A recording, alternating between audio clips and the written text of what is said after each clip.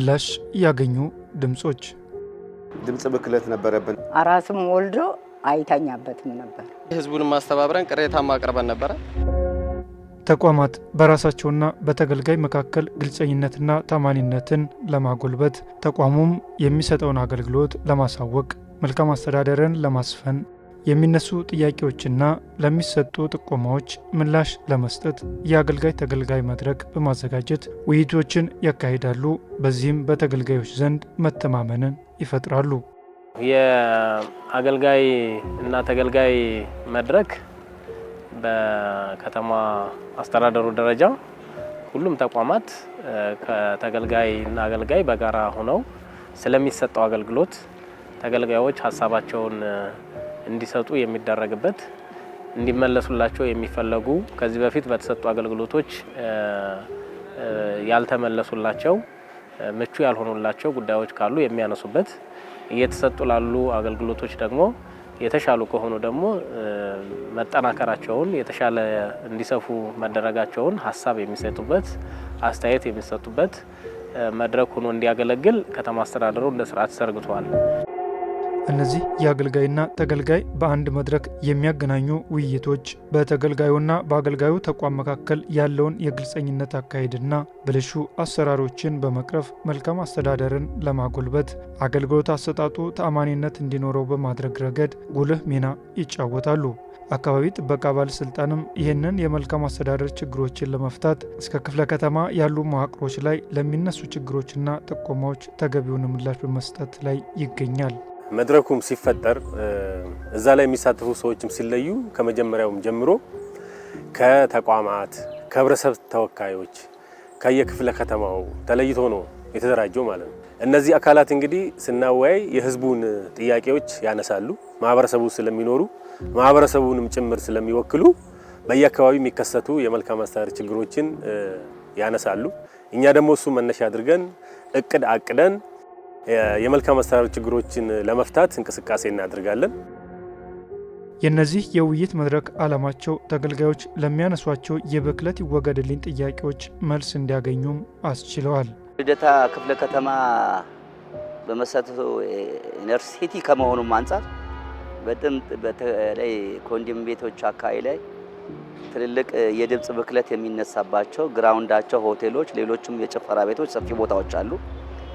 እዚህ አካባቢ ላይ የህዝብ አገልጋይ ተገልጋይ መድረክ ላይ ሰፊ ጥያቄ ተነስቶ ያው ሰው መተኛት እንደማይችል ረብሻዎች እንዳሉ ለአካባቢ ጥበቃና ለዚሁ ለእኛ አምባሳደሮች ቀርቦ በተከታታይ ከዚህ ከአካባቢ ጥበቃ አመራሮች ሙያተኞች ጋር በመሆን ሰፊ የማታ በተለይ ከ2 ሰዓት ከ3 ሰዓት በኋላ የትኛው ቤት ነው የሚል ነገር ድምጽ ብክለቱን ለማረጋገጥ የድምጽ መለካ መሳሪያ በመያዝ ምን ያክል ነው የድምጽ ብክለቱ አለ ተብሎ የሚገመተው የሚል መሳሪያው ተይዞ በተለይ የተለያዩ ሆቴሎች ላይ አክሽን ተወስዶ እስከ ማሸግ እስከ እርምጃ በመውሰድ በነበረው በወቅቱ ከነበረው የድምጽ ብክለት ላይ ዛሬ ላይ በጣም በመጠነኛው ደረጃ ተሻሽሏል ብሎ መውሰድ ይቻላል። አብዛኛው ግን 100% አዲስ የድምጽ ብክለት ጠፍቷል ብሎ አይቀመጥም። ነገር ግን የድምጽ ብክለቱ በዚህ መሰረት በማታም በጨለማም ከ3 ሰዓት ከ4 ሰዓት በኋላ በመሄድ በመሳሪያው መፈተሽና የማረጋገጥ ስራ በዘመቻ መልክ ተሰርቷል። የተሻለ ነገር አለ ማለት ነው። የነበረው ችግር ምንድነው? እኛ መኖሪያ አካባቢያችን ጋር ክለብ ወይም ጭፈራ ቤት በተለምዶ የሚባለው ተከፍቶ ከመጠን በላይ ድምጽ ነበረውና በጣም ይረብሽ ነበረ እና በዛ ምክንያት ተደጋጋሚ ቅሬታዎችን አቅርበን ነበረ። ለወረዳውም ለክፍለ ከተማም በክፍለ ከተማ ነው የሚፈታው ብለው ክፍለ ከተማ አካባቢ ጥበቃ ሄደን ነበር እና ተደጋጋሚ ልኬት አድርገዋል። እነሱም መጣው እና ከአንዴም 3 ጊዜ ልኬት አድርገዋል። ማሸግ ስራ ሰርተዋል። ከዛ በኋላ ገንዘብ መቀጮም ተቀጥቶ ነበር ቤቱ። ከዛ በመጨረሻ እንደማይሆን ሲረጋገጥ ነው ቤቱ ላይ እርምጃ የተወሰደውና እንዲዘጋና ንግድ ፍቃዱ እንዲሰረዝ የተደረገው ማለት ነው። እና ምንድነው ብዙ የአካባቢው ማህበረሰብ ጥያቄ ነበረው በዚህ ነገር ላይ ማለት ነው። ምክንያቱም ፒቲሽን ሁሉ እስከ መፈራረም ደረጃ ደርሰንኛ ማለት ነው። ለ6 ወር ያህል እንቅልፍ የሚባል ነገር አልነበረንም። በጣም ድምጹ ይረብሽ ነበረ። መኖሪያ ቤት መኝታ ቤት አጠገብ ነው እንደምታዩት፣ ሰፈሩ መሃል ነው እና ያ ነገር ስለነበረ አንድ ላይ ህዝቡን ማስተባበረን ቅሬታ ማቅረበን ነበረ። በዛ ቅሬታ መሰረት እነሱም በሌሊት እየመጡ አጋጣሚ እንደዚህ በመነጋገር ሳይሆን ድንገት እየመጡ ልኬቶችን አድርገዋል።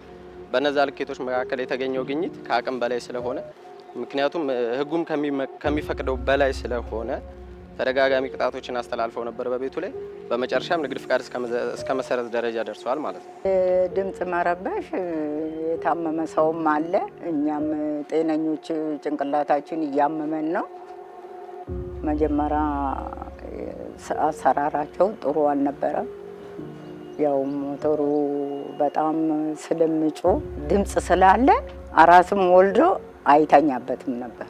በዛ ምክንያት ነው ልናመለክት የቻልነው። አሁን ጥሩ ነው። ስንገባም ስንወጣም ስንቀመጥም የሚያውኩን የድምጽ ብክለቶች ነበሩ።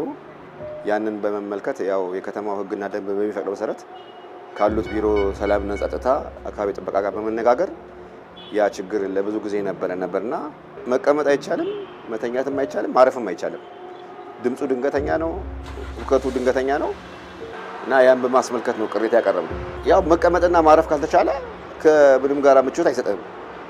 ድንገት ለምትሆን እንግዳ ተቀምጠም አውርተም የማትግባባና የማትሰማ ከሆነ ለማንኛውም ለአካባቢ ሰውም ከባድ ነው። ያን በተመለከተ ነው ቅሬታ ያቀረብነውና እረፍትና ሰላማዊ ነገር ለመጫወት ምቾት አልነበረውም። አሁን ላይ ያለው ነገር በጣም ጥሩ ነው። ሆቴሉም የለም ተዘግቷል፣ ቶታሊ ማለት ነው። ያው ሰላማዊ እንቅልፍ እየተኛን ነው እና ለሌሎቹም ማስተላልፈው ምንድነው እንደዚህ አይነት አጋጣሚዎችና እንደዚህ አይነት ችግሮች ሲፈጠሩ በአፋጣኝ ፕሮሲጀሩን ጠብቆ ወደሚመለከተው አካል በመሄድ ችግሮችን መፍታት ይቻላል ማለት ነው።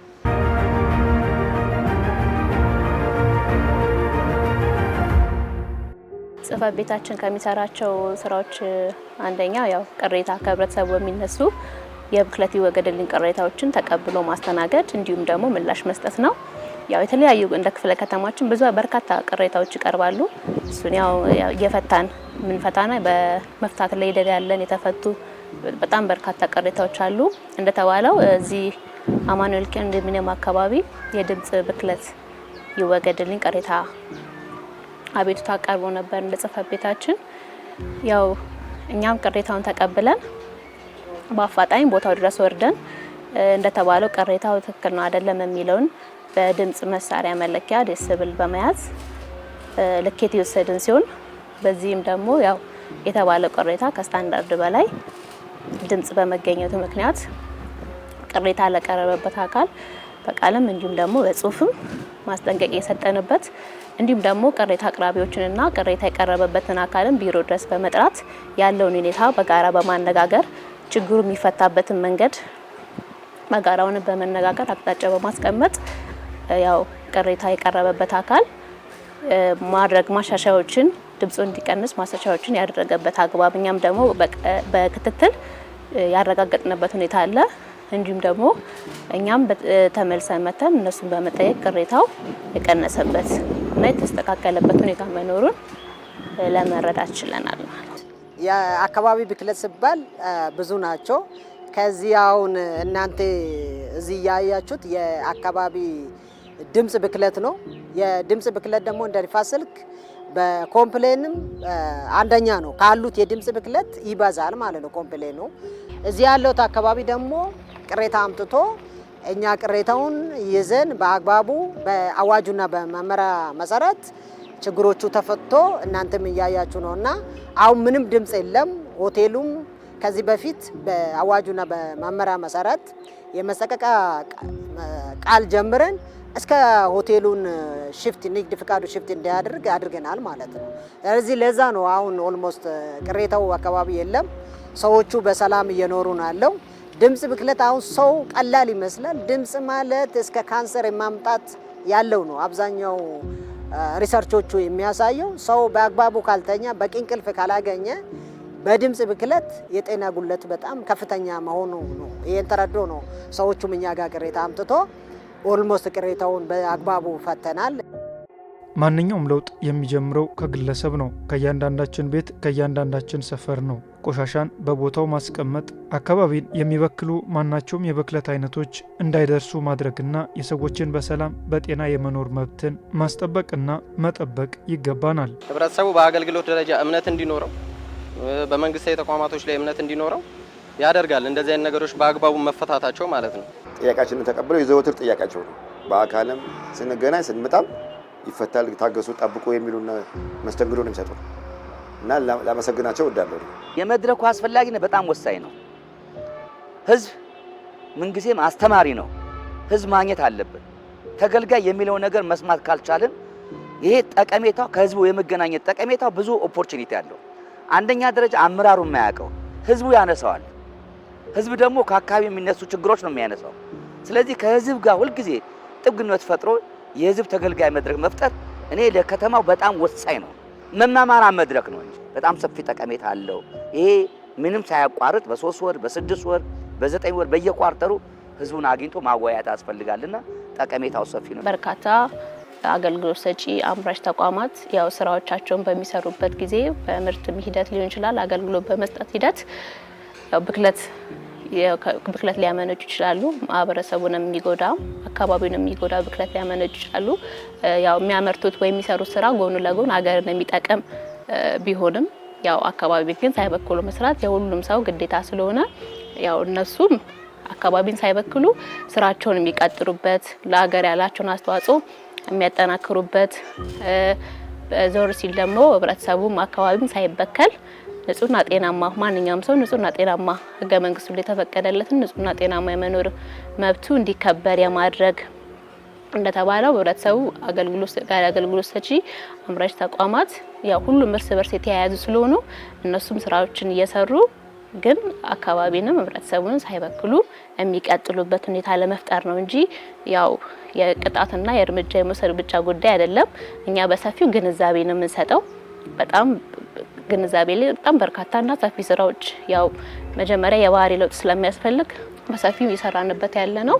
ፍሳሽ ፈሶብናል ወይ የአየር ተበክሎ ጭስ ጨሷል። ከፋብሪካዎች ደግሞ ተረፈ ምርቶች ወደ አካባቢ ከደረጃ በላይ የሆኑ ተረፈ ምርቶች ተለቆ አካባቢ እየተበከለ ነው፣ ማህበረሰብ እየተበከለ ነው የሚል ነው እኛ ጋር የሚመጣው ማለት ነው።